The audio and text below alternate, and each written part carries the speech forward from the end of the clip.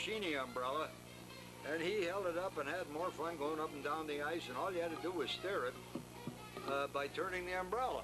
And you could go like the dickens.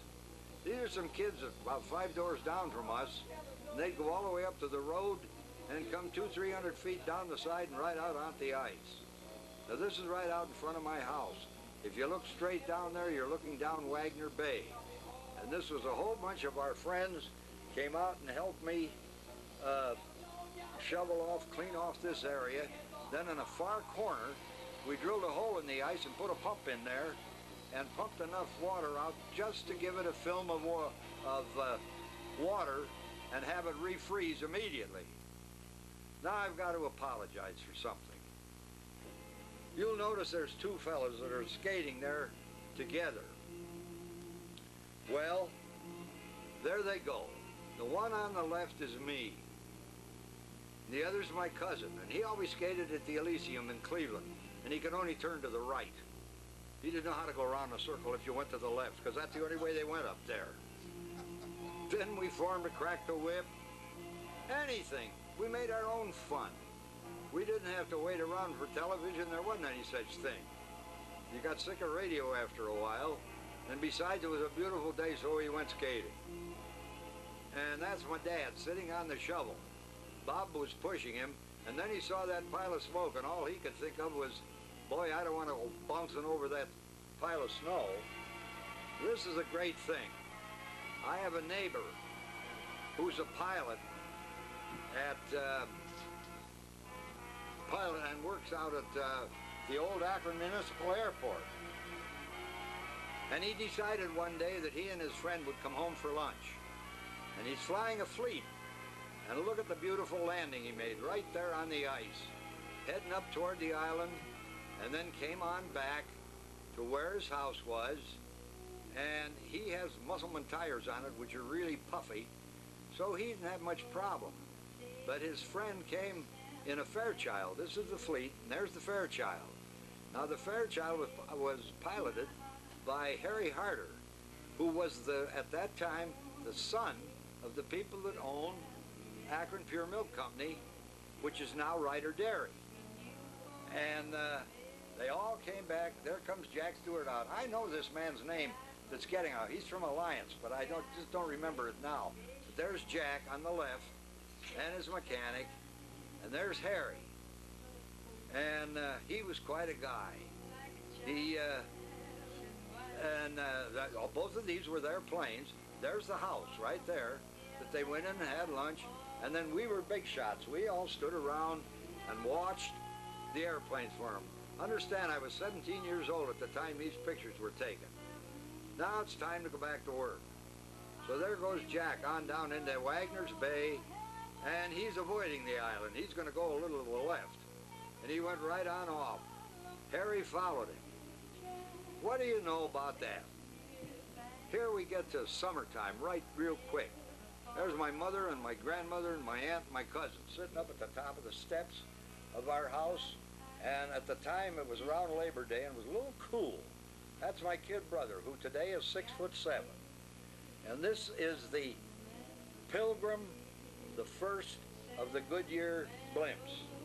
And it's being flown out with a passenger, Hal Campbell, who lived next door, and at the time was the superintendent of Goodyear Plant 2. And you notice, this, I don't have any telephoto lens or anything like that. This blimp was down practically at the housetops. We also had a picnic a few days after. And I took this picture for a specific reason. If you'll notice, at the end of that walk to the left, there's a big rose arbor. Right behind the rose arbor is the outside John, which we all had. What else? Ooh, nobody ever heard of septic tanks or sewage. There's my mother and our neighbor in swimming, which we are still swimming. This was a very busy day on West Reservoir.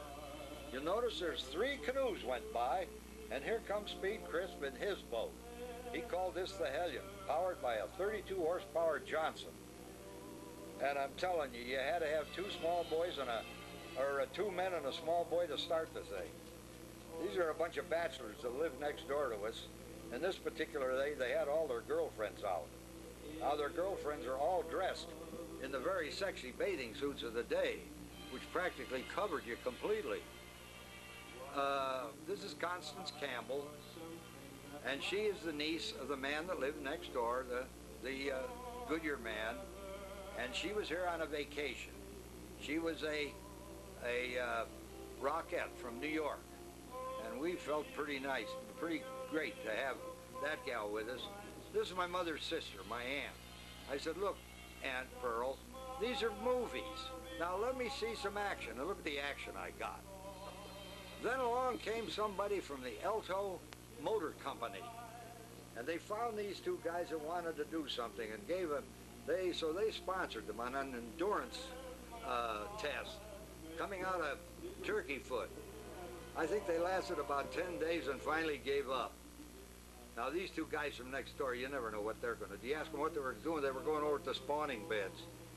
And you notice where one of the sheets from one of their beds came from. We decided that as long as there's no cops around and it was a lake and we had a nice fast boat, we had that 32 horsepower Johnson, we'd all go, we called it surfboarding. Actually, that is an aquaplane. And we're up in the meadows, and which is part of West Reservoir, and the board is just about as tricky because the boat tows the board, not the person. And then you slow down. Now in this way, he made a sharp turn, and in making a sharp turn, you swing that board around, then suddenly it stops because it slacks there, and then you have to pull it up, and by that time you lost your balance and you're in. But you're right back up again and on your way. And then way back in 28, we had what they called any kind of a boat. This is an old state barge they loaned us to run the races, and our Commodore of the day was Mel Cooper, the owner of Anchor Canoe Livery that was on the north side of Summit Lake, right on the canal. And so these boat races are a little bit different, because I think the biggest motor you had then was about maybe an 18 or 20 horsepower. That guy didn't make it so good. And a little low in the water. Yeah. And but they still could go. But you notice we still haven't got, or we never did get to. These aren't hydroplanes. I don't know what you call them, but they were supposed to be racing hulls. This is a boat that I built, and I was very proud of this boat. It was all made quarter-inch cypress and put together with brass nuts and bolts. Yes, the girl on the front was a couple of neighbors down, and she was my girlfriend at the time. We also built this for my brother, and it was a fishing boat. This picture we took to show you the bottom of West Reservoir. In those days, the lake dropped. That's my dad on the left, and there's Hal Campbell from Goodyear. These other guys, I don't know where they worked, but they always got into the act. Here we are back on the floor, or the bottom of West Reservoir, because they dropped anywhere from 6 to 8 feet in the fall. There was no Nimasilla then. Now we made a big jump. This is 1931. And in 1931, we went to Atlantic City to spend some time with my aunt and have a vacation down there. Well, in the course of this vacation, we were walking around on the beach. You don't swim, you go bathing. And suddenly we heard this terrible roar. And a big roar just coming. You couldn't figure out where it was coming from, but I grabbed the camera because I didn't know what was happening and ran out to the edge of the ocean there. And pretty soon we saw this airplane. And it's called a Doex, made in Germany, and it was supposed to be the answer to cross-Atlantic flights. And I think it took them 3 weeks to get across the Atlantic.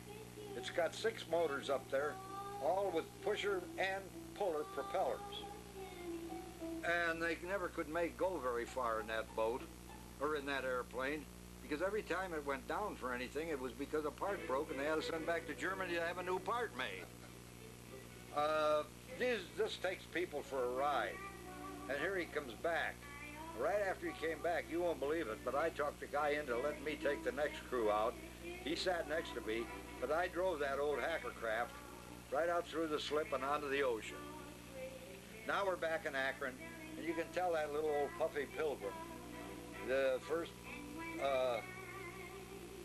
blimp of Goodyear. During the war, everybody worked. Nobody went anywhere. You didn't have any gas. You weren't able to do anything. So I went to my boss and asked him if I could get the wood, would I be able to build a boat there in the factory?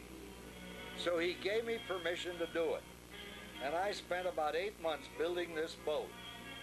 And we got 5 sheets of marine plywood on priority, white oak, and all brass screws. And got our plans together and built this boat, which I was very proud of, and it's the last full boat I ever built. I didn't get much time to do it after that, because when the war ended, well, then you had to get back into the swing of things. And it's powered with a 22 horsepower Johnson, no self-starter. Nobody ever heard of a self-starter. But I had fixed it up so you could steer it from the front like a boat, like it should be, and nobody ever heard of having a windshield on them then. Some did, the bigger ones. But this little gem moved along at a good clip. And I had it sold maybe 2 or 3 years, and then some guy came and wanted to buy it. He kept shoving $20 bills at me until I finally said, oh, all right, take it. So I went out and bought a lineman. And that was the end of my... This boat here is a steel boat. It's called a Mullins. Driven and owned by Eddie Miller, a good friend of mine. And at the time that this was built, it was built down in Salem, Ohio. And the company had gone broke. And they were selling all their boats. And you could buy them for $350 or $425. One was a standard and the other was a deluxe. And this was the bigger one. I see that SMBA pennant was on backwards too. Yeah, that's East Reservoir, isn't it? Yeah, we're over in East Reservoir now, because it was easier to take these pictures from the island. And that boat moves pretty good. Oh, they did. When they rode along at 6 miles an hour, they looked like submarines because the deck bow went forward and it bent down, and it just looked like a parrot's beak. But he didn't go too much faster than the one I had. This was taken from inside Kiansabe. Incidentally, we named it Kiansabe after our newly born daughter, whom we didn't, at the time I built the boat, we didn't know what she was going to be. So we named it Who Knows in Spanish. And this is the crowd at the end of the day. In fact, there's the Queen, the Kiansabe, right there at the dock, and right next to it sits the old Mullins. That's how they look. And they were a great boat at the time. And I think we're just about coming to the end of our rope here. And I hope you people enjoyed this. And will remember that these pictures were taken in 1928 to 1932.